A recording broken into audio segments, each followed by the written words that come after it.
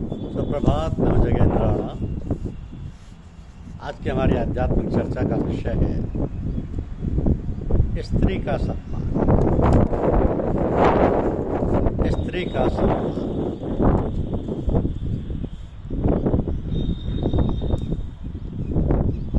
मनुष्य अपने जीवन की गतिविधियों को, आचार विचारों को देखकर ये भली भांति जान और समझ सकता है कि हम भविष्य में दूसरे जन्म में क्या हों और कैसे हमें भोग भोगने पड़ेंगे। ये भी जान सकता है कि हम पिछले जन्म में क्या थे, कैसे थे। लोग आश्चर्यचकित होंगे ये पढ़कर कि भला ये कैसे संभव है कि हम अपने पिछले और अगले दोनों जन्मों में विषय में जान सकते हैं। ये सभी कहते हैं और जानते हैं कि अंतमति सो गति, अर्थात मरते समय मनुष्य की जैसी बुद्धि होती है उसी प्रकार उसकी अगली योनि मिलती है और जैसे कर्म करता है वैसे उसके भोग होते हैं। तो ये हम अपने दैनिक जीवन की गतिविधियों से भली प्रकार समझ बूझ सकते हैं कि हमारा भविष्य क्या होगा और जैसे कार्यकलाप हम कर रहे हैं वैसे हमें फल भोगने होंगे। इन बातों के अनेकों दृष्टांत हैं जिन्हें यदि लिखा जाए तो बहुत सारी चीज़ें समझ में आती हैं। इसी प्रकार हमने जहाँ जन्म लिया है, जैसे कुल में लिया है और जिस प्रकार का हमें सुख या दुख का जीवन मिला है, जैसे हमारे माता पिता और भाई बंधु हैं, इन सारी बातों को जानकर हम अपने पिछले जीवन का अंदाजा लगा सकते हैं। कहा जाता है कि जिस स्त्री के साथ विवाह होता है वो स्त्री भी पत्नी रूप में हमारे कर्मों का फल है, अतः जैसी भी पत्नी हो उसके साथ निर्वाह करना ही पुरुष का कर्तव्य अथवा धर्म हो जाता है। इसके भी अनेक उदाहरण। मनुष्य जीवन स्त्री और पुरुष से पूर्णता को प्राप्त होता है। देखा जाता है कि धार्मिक पुस्तकों में भी लिखा है कि जब कोई धार्मिक कार्य होता है तो स्त्री पुरुष गांठ बांध कर बैठते हैं। एक दोहा है कि जहां गांठ तह रस नहीं, जानत है सबको, गठबंधन की गांठ में गांठ गांठ बस। यानी जब विवाह होता है तो स्त्री पुरुष की गांठ बांधी जाती है, तभी विवाह संस्कार संपन्न होता है। ये सभी ने देखा है, जाना है। सो पुरुष और स्त्री इस प्रकार हैं जैसे रुपए के दो पहलू है कि मगर उसके दोनों और अलग अलग छपा होता है। इसी प्रकार स्त्री पुरुष अलग होते हुए भी दोनों एक ही माने जाते हैं। तो फिर है क्या? यही कि एक दूसरे के पूरक है।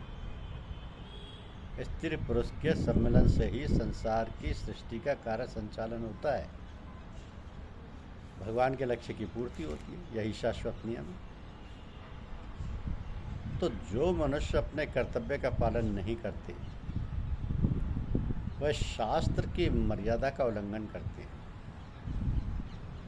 जो दोनों स्त्री और पुरुष मिलकर ठीक प्रकार से शास्त्र मर्यादा अनुसार गठबंधन के समय, विवाह संस्कार के समय जो प्रतिज्ञाएं की हैं, यदि उनका पालन नहीं करते हैं तो धर्मच्युत होते हैं।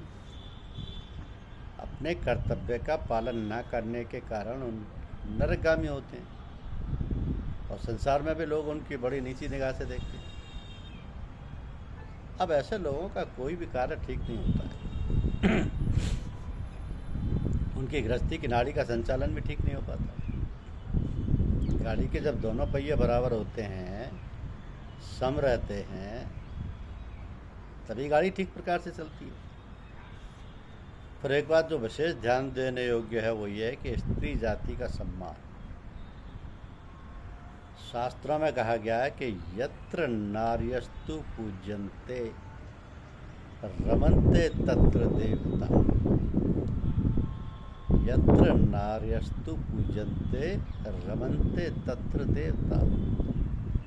अंग्रेजी में भी स्त्री को बट रहा कहा गया है। सैन्य या इसी प्रकार के अन्य विभागों के आयोजनों में देखा गया है कि पहले से बैठा हुआ पुरुष किसी स्त्री के आगमन पर खड़े होकर पहले उसको बतलाता है। पुरुष कितने ही ऊंचे पद का हो और स्त्री भले ही किसी छोटी रैंक की हो, किंतु आदमी खड़ा हो जाता है।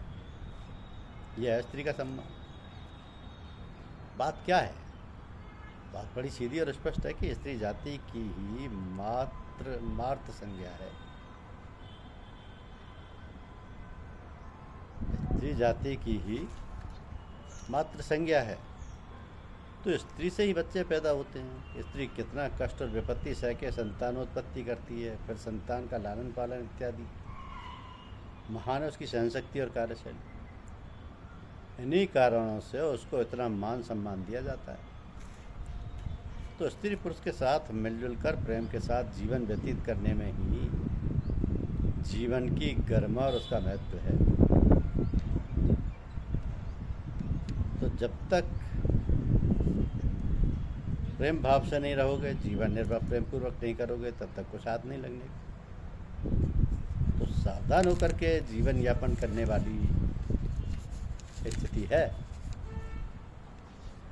साहित्य में एक रस है श्रृंगार रस, जिसको राज रस भी कहा जाता है। इसका स्थायी भाव है रति। इसके मूलतः दो भेद हैं, एक संयोग और दूसरा वियोग। अब इनमें संयोग की अपेक्षा वियोग को श्रेष्ठ माना जाता है, क्योंकि संयोग में व्यक्ति या वस्तु के निकट होने के कारण उसका स्थूल या इंद्रिय प्रत्यक्षीकरण या मिलन हो पाता है, जबकि वियोग में व्यक्ति के दूर होने से उसका अधिक सघन व संपूर्ण आंतरिक चेतना से स्मरण होता है। वास्तव में वियोग में ही प्रेम अपनी पूर्णता या उत्कर्ष को प्राप्त करता है, इसलिए वियोग ही श्रेष्ठ है। तो मानवीय प्रेम को उत्कर्ष प्रदान करने वाला ये वियोग तो वस्तुतः वरदान है। वियोग में प्रेम की तीव्रता या कशिश को देखना हो तो महाकवि सूर का भ्रमर गीत वर्णन प्रसंग अथवा धनानंद का साहित्य माननीय है। तो वह वियोगानुभूति वरदान हो ही तो है, जो दूर देश में स्थित प्रियतम को भी तन में, मन में, नैन में अनुभव कराती है। फिर अब चिट्ठी भेजने की क्या जरूरत है? प्रियतम को पतिया लिखूं जो कहूँ होए विदेश, तन में, मन में, नैन में ताको का संदेश। वैसे भी किसी वस्तु को आँख से देखने हेतु उसे आँख से एक निश्चित दूरी पर रखना होता है। यदि आँख से वस्तु को बिल्कुल हटा दिया जाए तो वस्तु दिखाई नहीं देती। पूज्य साहब जी भी हमें इसी तरह निकटतम उपलब्ध होने के कारण दृष्टि के केंद्र में नहीं है। शायद अब उनके प्रवास काल की दूरी हमारी दृष्टि के लिए उपयुक्त समायोजक है और हम उन्हें देख पहचान सकें। आज से करीब 100 वर्ष पूर्व स्वामी विवेकानंद पश्चिम को अध्यात्म आलोक प्रदान कर रहे थे। एक शताब्दी बाद आज महात्मा रामचंद्र जी, लाला जी महाराज एवं पूज्य महात्मा श्यामदारी लाल जी बाबूजी का दिव्य पावन संदेश लेकर पूज्य चरण श्री साहब जी अमेरिका के आध्यात्म जिज्ञासु डॉक्टर गिलबर्ट दंपति व उनकी आध्यात्मिक मित्रमंडली को आत्म सुधा रसपान कराने हेतु अमेरिका गए। तो गुरु कृपा के बिना कोई साधक कभी कृतकार्य नहीं हुआ। श्री गुरु के चरण धूलि में लोटे बिना कोई भी कृत्य नहीं हुआ। श्री गुरु बोलते चालते ब्रह्म हैं। सद्गुरु शिष्यों के नेत्रों में ज्ञानांजन लगाकर उसे दृष्टि देते हैं। ऐसे सद्गुरु बड़े भाव से जब मिलें तब अत्यंत नम्रता, विमल सद्भाव और दृढ़ विश्वास के साथ उनकी शरण लो। अपना संपूर्ण हृदय उन्हें अर्पण करो। उनके प्रति अपने चित्त में परम प्रेम धारण करो। उन्हें प्रत्यक्ष परमेश्वर समझो। इससे भक्ति ज्ञान का समुद्र प्राप्त कर कृत्य हो जाओ। महात्मा सिद्ध पुरुष ईश्वर के रूप होते हैं। वे केवल स्पर्श से, एक कृपा कटाक्ष से, केवल संकल्प मात्र से श्रद्धा संपन्न साधक को कृतार्थ करते हैं। पर्वत प्राय पापों का बोझ ढोने वाले भ्रष्ट जीव को भी अपनी दया से वह क्षणार्थ में पुण्यात्मा बना देते हैं। तो भगवान से मिलने की इच्छा करने वाले मोक्ष के नेत्र श्री गुरु ही। गुरु और शिष्य का संबंध पूर्वज और वंशज के संबंध जैसा ही है। श्रद्धा, नम्रता, शरणागति और आदर भाव से शिष्य गुरु का मन मोह ले तो उसकी आध्यात्मिक उन्नति हो सकती है। तो स्वानुभूति ज्ञान की परम सीमा है। वह स्वानुभूति ग्रंथों से नहीं प्राप्त हो सकती, पृथ्वी पर्यटन करने से नहीं मिलती। स्वानुभाव का यथार्थ रहस्य श्री गुरु की कृपा के बिना त्रिकाल में भी नहीं ज्ञात होगा। तो भगवान की कृपा से जब ऐसा भाग्योदय हो कि श्री गुरु दर्शन दें, तब सर्वांतकरण से श्री गुरु की शरण लो, उनके बालक बनकर अनन्य भाव से उनकी सेवा करो, ऐसे तुम धन्य होगी। संत दुर्लभ तो है पर अलम में नहीं। चंदन महंगा मिलता है पर मिलता तो है। भाग्यश्री का जब उदय होना होता है तभी संत मिलते हैं। मुमुक्ष को गुरु ढूंढना नहीं पड़ता। गुरु ही ऐसे शिष्यों को जो कृतार्थ होने योग्य हों ढूंढा करते हैं। फल के परिपक्व होते ही तोता बिना बुलाए ही आकर उस पर चोंच मारता है। उसी प्रकार भ्रक्त जीव को देखते ही दयाकुल गुरु दौड़े आते हैं और आत्मरहस्य बतलाकर उसे कृतार्थ करते रहते हैं। तो सब संत सद्गुरु स्वरूप ही हैं।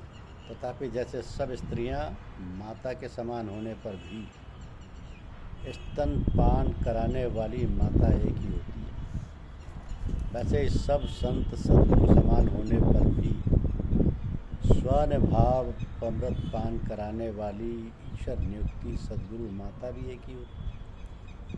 और मुमुक्ष शिशु जब भूख से व्याकुल होकर रोने लगता है, तब सद्गुरु माता से एक क्षण नहीं रहा जाता और वो दौड़ी चली जाती है और शिशु को अमृत पान कराती है। तो गुरु ईश्वर नियुक्त होते हैं। गुरु शिष्य का संबंध अनेक जन्म जन्मांतरों से चला आता है और ये गुरु निश्चित समय पर निश्चित शिष्य को कृतार्थ किया करते हैं। निश्चित समय पर कृतार्थ करते हैं।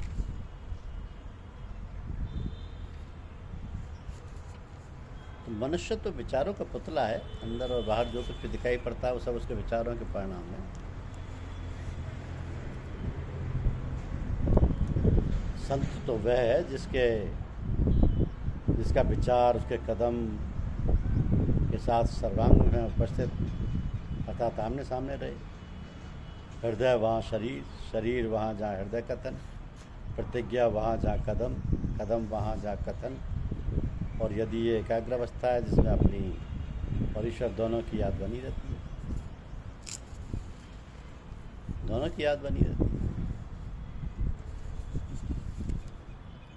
तो गुरुदेव की कृपा से जीवन को अगर चलाया जाए, एक आदर्श रूप में जीवन को चलाया जाए, परिवार में भी अपनी स्थिति को संतुलित रखा जाए, परिवार में स्थिति को पूरा सम्मान दिया जाए, उनकी इज्जत की जाए, तो जीवन के उद्देश्य पाने में बाधा नहीं होती। हम गुरुदेव के यहाँ जाते हैं तो यही चाहते हैं कि जो हमारी इच्छा है फिर हम जहाँ हैं वहीं रह कर आते जाते हैं। समय के साथ ना चलकर अर्थात गुरुदेव की इच्छा अनुसार ना चलकर हम कोसों दूर और दूर हटते जाते हैं। हमारा दिया गया समय मनमानी हो जाता है। तो ये ठीक है कि दूसरे की इच्छा अनुसार जीना बहुत कठिन है। हम बार बार कोशिश करते हैं गुरुदेव की इच्छा अनुसार चलने की, करने की, नहीं कर पाते। ये हिम्मत नहीं आनी चाहिए, क्योंकि गिरते हैं सह सवारी मैदान जंग में, वो तिफल क्या गिरेंगे जो घुटनों के बल चले। इसलिए गुरुदेव के श्री चरणों में अपना ध्यान लगाइए और जीवन को सफल बनाइए। धन्यवाद।